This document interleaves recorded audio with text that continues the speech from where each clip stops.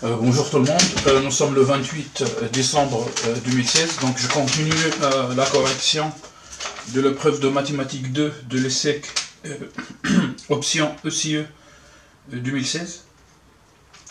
Donc je passe à la question, ou bien à la partie 2B, où on va supposer la convergence de la série numérique probabilité de l'événement X par exactement à J.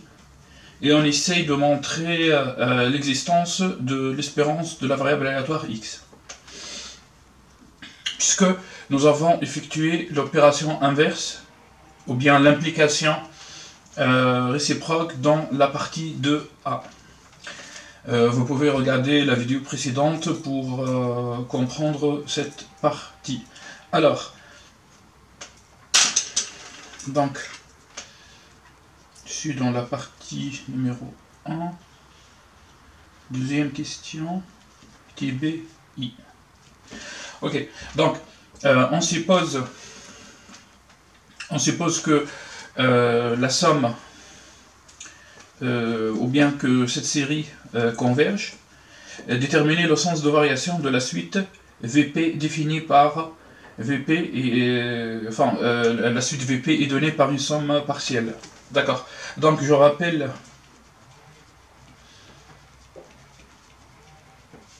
que pour étudier les variations d'une suite numérique, il suffit donc d'étudier le signe de cette différence, c'est-à-dire de la différence VP moins VP, voilà, VP plus 1 moins VP. D'accord? Donc on calcule la quantité VP plus 1 moins VP. Donc on finit par 3 possibilités. Alors, si on trouve que cette quantité est positive, alors on dit que la suite VP est strictement croissante. Sinon, si la VP plus 1 moins VP est strictement négatif, alors on dit que la suite VP est strictement décroissante. Sinon, si on trouve 0, on dit que la suite VP est constante. Est une suite constante. Et dans ce cas, on essaie de calculer par exemple un terme de la suite, par exemple V0 ou bien V1, et puis en fait on détermine la valeur de cette constante. Voilà. Voilà la technique générale pour étudier les variations d'une suite numérique.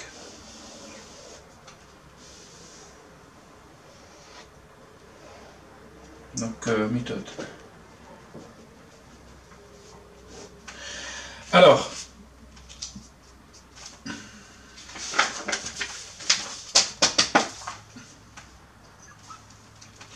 j'écris VP plus 1 moins VP, c'est la somme, est égale à la somme de sur J allant de 0 jusqu'à P, de la probabilité P de X est exactement J, moins la somme sur J, mais cette fois allant jusqu'à P moins 1. Et si je mets P, car pour la suite VP plus 1, j'écris P plus 1 moins 1, donc ça donne P, d'accord? Puis, ou bien on écrit le résultat directement, c'est-à-dire cette somme jusqu'à P moins cette somme jusqu'à P moins 1, ça donne directement le terme, disons le dernier terme, c'est-à-dire cette probabilité, sinon je préfère développer. Donc je scinde cette somme en deux termes, une somme jusqu'à P moins 1, plus le dernier terme, d'accord, moins cette somme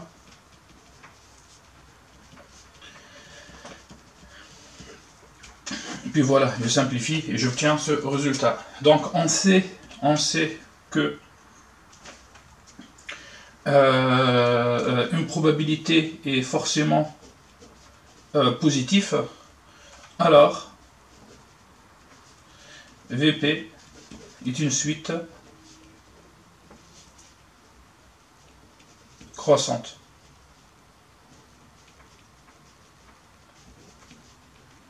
Une suite croissante. Car une probabilité est toujours positive. Voilà. Je passe à la question suivante. De Z. Donc, comparer entre la somme partielle sur J allant de 1 jusqu'à P de J fois P de l'événement X est égal à J, la probabilité de l'événement X est égal à J, et la somme de cette série P de terme général, P de l'événement X est pareil strictement à J. Puis dans la question d'après, on va montrer que X admet une espérance. Donc bien sûr, on ne peut pas utiliser les résultats de la question 2A, puisque nous avons, dans cette question en fait, nous avons supposé la convergence. Nous avons supposé la convergence nous avons supposé l'existence de l'espérance E de x égale à mu. D'accord? Mais par contre, on peut quand même utiliser les résultats de la question 1A et de la question 1B. D'accord? Ok. Donc ici, comparer entre ces deux quantités, c'est-à-dire montrer, ou bien on montre que les deux quantités sont distinctes, sont différentes, ou bien on montre qu'une quantité est supérieure à l'autre, ou bien vice-versa.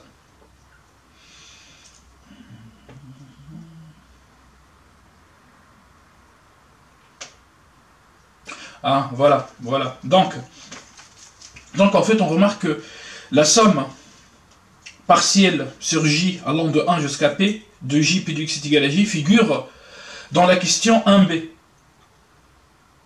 D'accord? Puis, il suffit de remarquer aussi que dans cette question, la question 1B, on voit l'existence d'une somme partielle de la série P de x supérieur strictement à J, de terme général P de x supérieur strictement à J. Mais ici, en fait, nous n'avons pas une somme partielle, mais nous avons une somme, voilà, nous avons une somme complète, c'est-à-dire jusqu'à plus infini.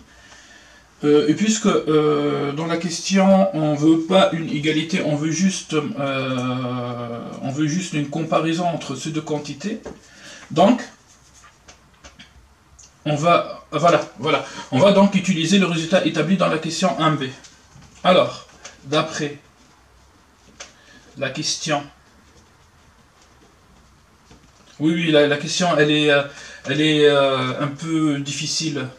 Voilà, j'ai réfléchi un peu.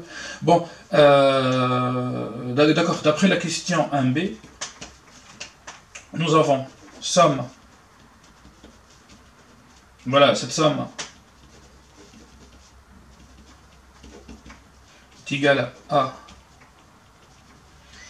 la somme partielle jusqu'à P-1 de la deuxième série, moins P de x supérieur strictement à P. D'accord?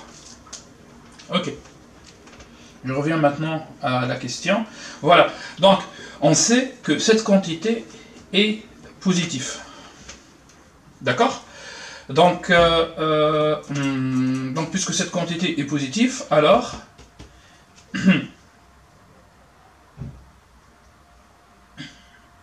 oui, alors la somme, voilà, donc cette somme est inférieure à cette quantité. Puisque pour avoir l'égalité, nous étions obligés de, c'est-à-dire de soustraire cette quantité positive. Donc, la somme sur J allant de 1 jusqu'à P du J, P de X est égal à J, est inférieure ou égale à cette somme.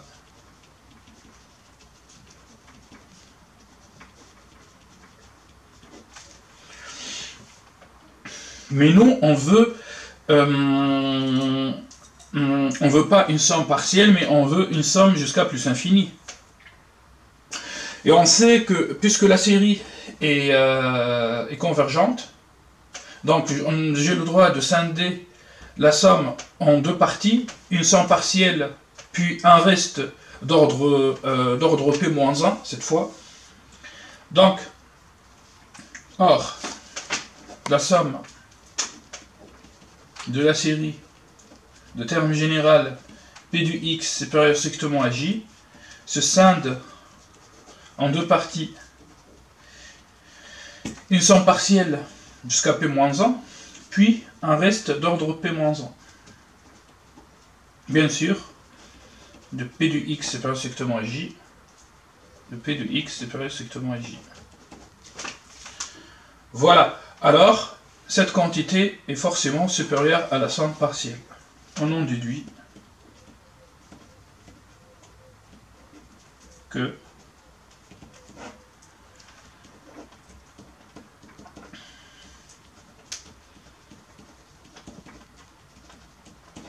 est inférieur ou égal à cette quantité, ou bien à cette somme.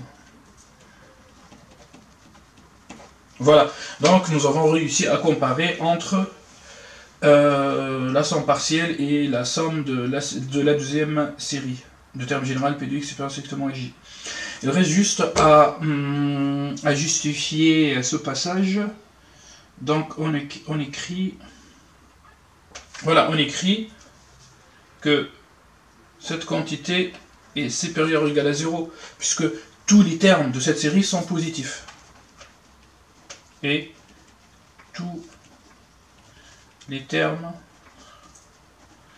P de X supérieur strictement à J sont positifs. Voilà. Très bien.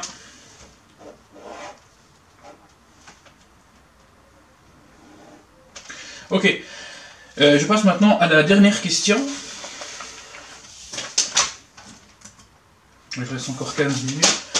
Alors, 2B, 3i. Alors, en déduire que X admet une espérance. Donc, je veux vous montrer la fiche méthode.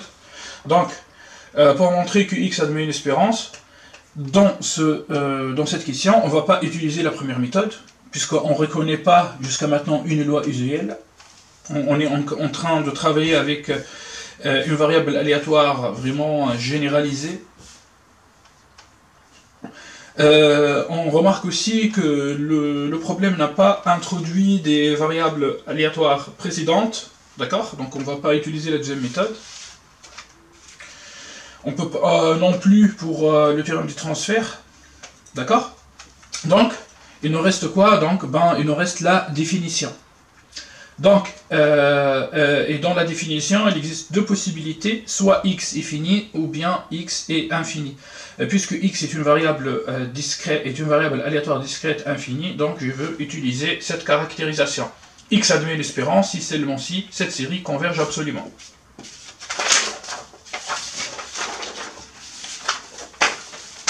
Alors,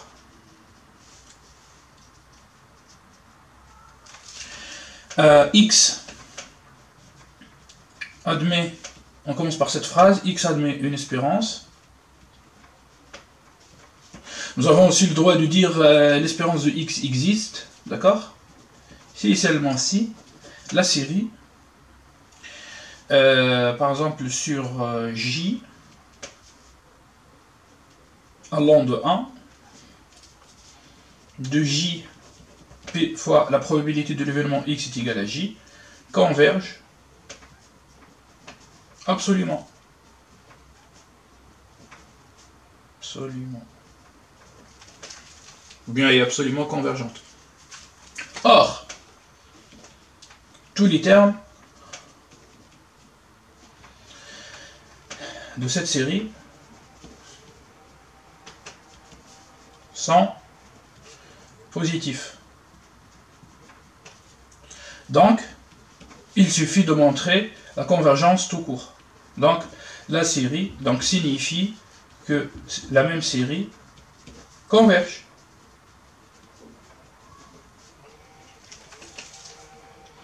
Donc maintenant, la question se transforme à l'étude de la convergence de cette série. Puisque dans la question, nous avons utilisé en déduire. Alors on va utiliser forcément la ou les questions précédentes, donc de la partie 2b. Donc soit la question I ou bien la question 2i. Alors, pour montrer la convergence d'une série, donc montrant alors la convergence de la série somme sur J supérieur strictement 1 de J, P de X est égal à J. Voilà, montrant la convergence de cette série. L'idée alors est d'utiliser la somme partielle de cette série, puis de envoyer P vers plus l'infini, et puis on montre que cette somme est majorée par une quantité positive. D'accord? Une quantité positive finie. Alors, c'est équivaut à dire que la série converge. Donc, on calcule. Donc, on sait que la somme partielle de cette série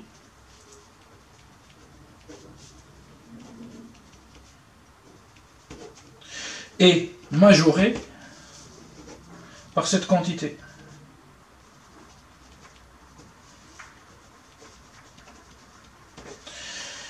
Et cette quantité est forcément finie puisque depuis l'hypothèse de départ, on sait que la série P de X supérieur strictement à J converge. D'accord? Donc,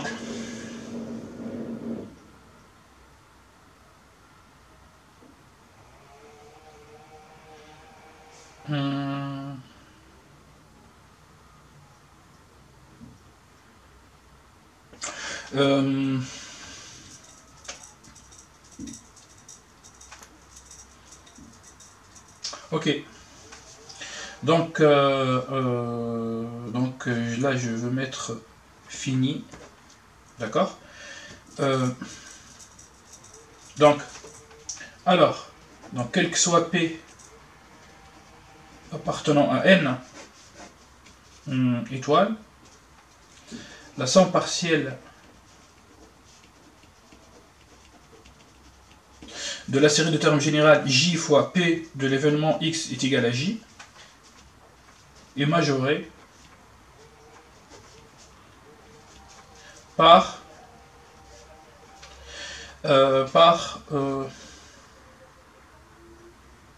une quantité finie. Une quantité finie et positive. Donc on pourra dire que cette quantité c'est la limite de la suite VP. Ouais. Enfin, on va noter cette quantité grand M avec grand M s'écrit sous cette forme.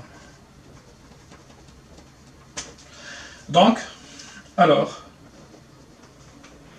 la série J supérieur ou égal à 1 de J P de X est égal à J converge. Voilà ce qu'il faut démontrer pour montrer que X admet une espérance.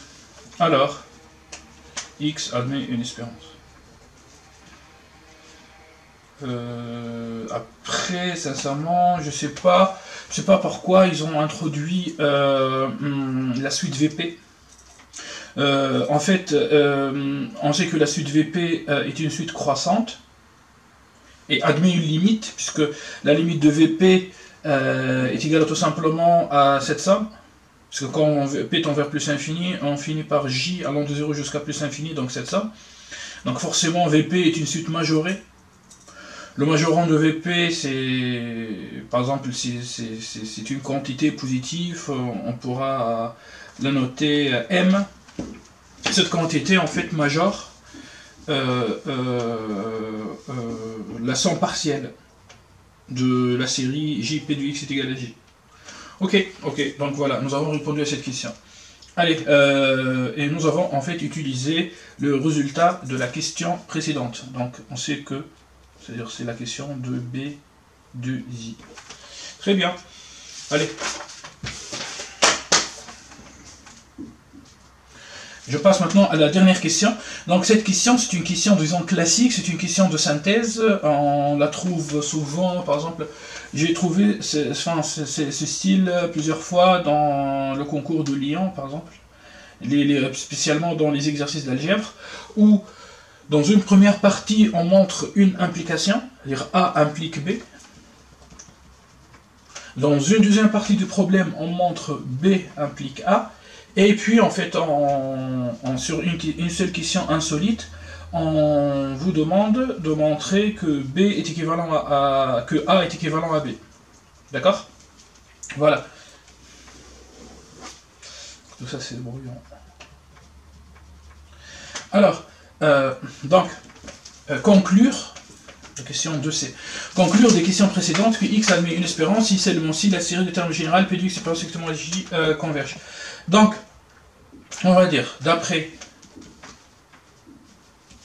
la partie de A, X, eh bien, allez, je change la notation, E du X existe, implique, puisque nous avons supposé l'existence de l'espérance, implique la série de termes général P de X supérieur strictement à J converge. Après, il reste à voilà, J est supérieur ou égal à 0. D'accord? Dans la partie, ok. Et d'après la partie 2B, nous avons montré que si la série converge,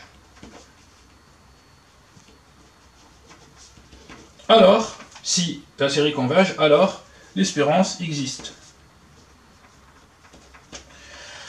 Donc d'après la logique mathématique, normalement le premier chapitre enseigné en maths en première année, ECE, si A implique B et B implique A, alors A est équivalent à B. Ou bien A signifie B. D'accord? Alors, E de X existe si et seulement si la série converge.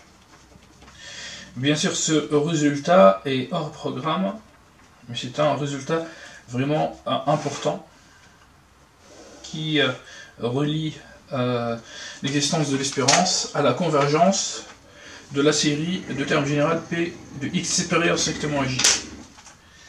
D'accord. Donc après, on va passer à la troisième partie de cette...